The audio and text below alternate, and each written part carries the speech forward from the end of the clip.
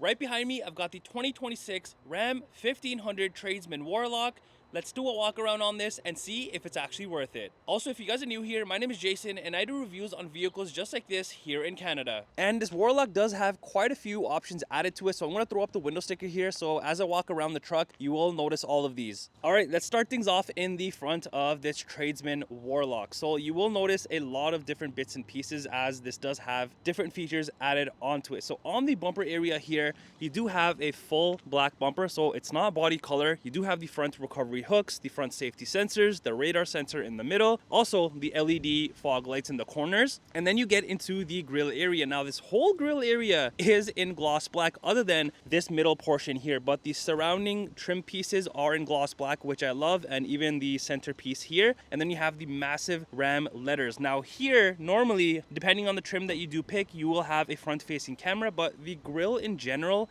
I do like the designing and it definitely stands out, especially these two pockets in the corners. And then you've got these very cool looking LED front lights on this. I think these look very cool because they're so like sleek and thin, and it just makes the Ram look modern. As for what powers this Warlock, this does have the upgraded 3-liter i6 Hurricane twin turbo engine, which makes 420 horsepower and 469 pound-foot of torque. Towing wise, the way that this truck is spec'd out, you can tow about 8,100 pounds, and payload wise, it's about 1,840 pounds. For fuel economy, it's about 13.2 liters in the city and about 9.9 liters on the highway. As for the different models that you can get with the Ram 1500s, here are all of them, and you can also get different bed sizes. So there's a ton of different configurations to pick from. Also, here are the safety features that you do get with the Tradesman Warlock. So these do come standard. All right, coming to the side of the Tradesman Warlock, you've got the usual Ram 1500 look on this. Now this does have the standard bed size, so it's not the bigger one. And with the Warlocks, you can only get this in the standard bed. And then around your windows, you just have the blacked out trimming. As for the door handles, these are also blacked out just like the front bumper. And same thing for your side mirrors. There's no turn signals built in or anything, no side cameras. And then over on the hood here on the side, you do have the 1500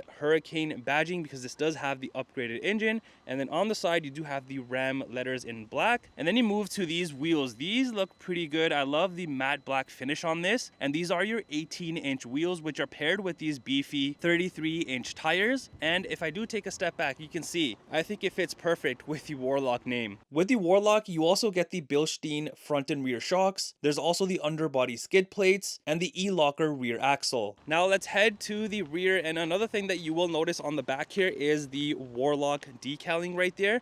And then swinging around to the rear, the nice looks continue, and just like the front, the rear bumper is also blacked out. You've got the dual exhaust setup back here, and if you look closely, you have like this black chrome look on the tips. You've got the rear safety sensors, the hitches there in the middle, and then by the license plate area, you have all your towing outlets and whatnot. And then on the tailgate here, you've got the massive Ram letters. It also says 4x4. And then up by the tailgate handle area, you do have a backup camera and an LED light underneath. And then are these unique looking rear tail lights. All right, let's go ahead and open up the tailgate and see what we have back here. So opening this up, this is a dampened tailgate, which I like. So on this, you don't have a spray and bed liner, but I do prefer having a spray and bed liner with any truck that you do get, so you're not scratching up the bottom here. And with this one back here, it's pretty bare bone. There's no LED bed lighting or anything, just your usual hooks in all of the corners, and that's really it. Now over on the rear glass area, the middle window is power opening, which is nice. Also, thank you to Milton Chrysler for allowing me to review this Tradesman Warlock. All right, let's jump inside of the Tradesman Warlock and see what we have going on. So it's an all black interior, pretty standard with all of the Ram 1500s, and even the layout and everything is identical. So down here, you have a generous amount of space plus a water bottle area. You got a speaker here, more space in the center. You've got hard material here. Usually it's just soft touch.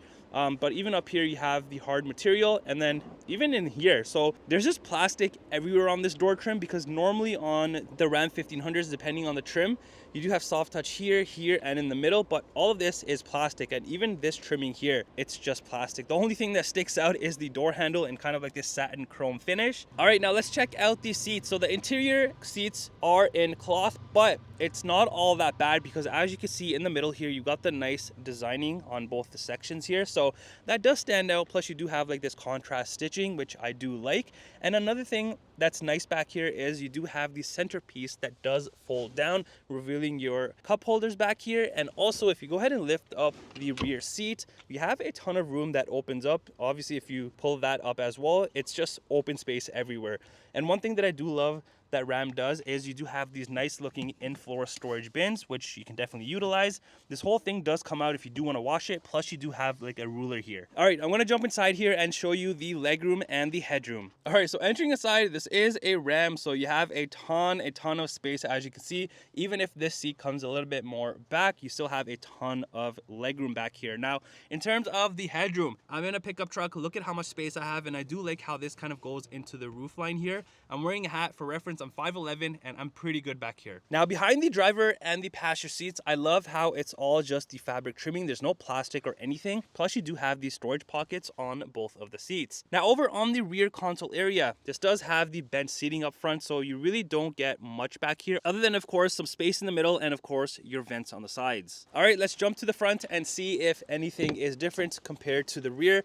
The only thing I notice up here is a much bigger area at the bottom there, and everything else is identical, other than, of course, your window controls and your side mirror controls. All right, now checking out the front, like I was mentioning, this does have the bench seat setup, so you do have a middle seat that you can definitely utilize. And in terms of like the seat style, it is exactly like the rear seats. So if I go ahead and lift up the middle section here, you can see you have this nice bench seat. I prefer having a center console, but some people, they want to have 3 people up front, 2 in the back or 3 in the back. And yeah, you can definitely do that. Now over on the side here, you do have the manual seat adjustments. Underneath are just your pedals. Here is the hood latch release. Here is the electronic parking brake. And then here you have your exterior lighting controls, the backlight above the bed, and then your fog lights. And then here is the cluster dimmer. And even around the venting up here, you do have like this nice granite trimming that goes around. As for the steering wheel, this does come manual adjustable. Also, I just want to show you something cool on the cluster, because when I go ahead and start up the truck here, you do have the nice 1500 animation that plays, which is pretty neat. Now, entering inside on the dashboard, your whole dashboard is in plastic. You got a speaker there in the corner, in the center, and on the other side. And then you just get into your digital cluster area. Well, it's not fully digital because you do have the center screen, but then the actual analogs on the corners for your speed and RPM. So I would only say this middle section is a digital cluster. But on here, you can view a ton of different things, and all of that is controlled through here. So if I just press down, as you can see, I can view a ton of different things, and some of the menus will have more things within it. All right, as for a steering wheel, you do have the soft touch material. This does not come heated. You've got more of the chrome trimming that goes all the way around, the badge here in the center, and then the cluster controls, phone controls at the top and bottom. The other side, you have all your cruise control settings, follow distance, all that good stuff, and then your gear limit as well. And then at the back here, you do have your wiper controls, high beams, and indicators. Now, let me show you what this looks like if you're not using the center seat right here. But down here on the floor, you do have some storage area that you can definitely utilize. So now let's go ahead and pull down the seat. So just by the strap, I pull it down just like that. You do have your front cup holders, which is nice, some space here. And opening this up, you have more space in here, which is pretty cool. And you also have a USB port inside. So definitely a nice setup here. Not as much as having a center console, but still you have something. All right, now usually here it would be a center console, but here you do have different USB ports, an aux port. You also have a 115 volt outlet there. And then also I can just open this up and you have more storage in here, which is pretty good. And then closing this up, you have some toggles here. So your traction control, front and rear parking sensors to turn them on or off, and then the tow haul mode. Here is your rotary shifter with all of your different modes. You got your auto start stop, you got your cruise control here, axle lock, all of that good stuff. And then right below the screen, you have your heating and cooling, all your multimedia controls here, including the hazards and then the lane keep. And then you have your little screen here. And this is a 8.4-inch touchscreen. On here, it's pretty standard what you would even have on like the full big 12-inch screens. So on here, let's go to the home page. So I do like how you have different sections on here, and then you have different pages that you can add, delete, reorder, whatever it is. So I really like that. Next, you do have the media section for your AM, FM, Sirius XM. This also has wireless Apple CarPlay and Android Auto. Next is the phone section, once you do have it paired.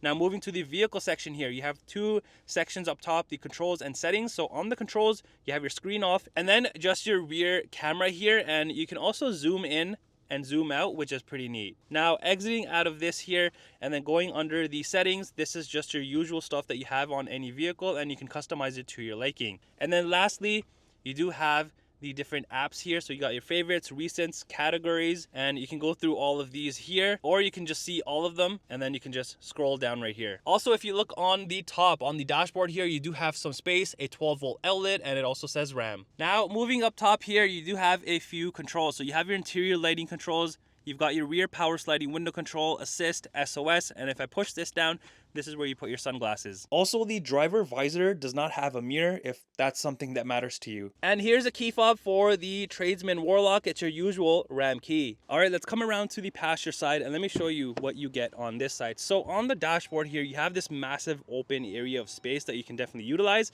And then you just have your usual glove compartment space. And here is the window sticker for this Tradesman Warlock. The pricing that you see is in Canadian dollars. Well, that does it for the review on this 2026 Ram 1500 Tradesman Warlock.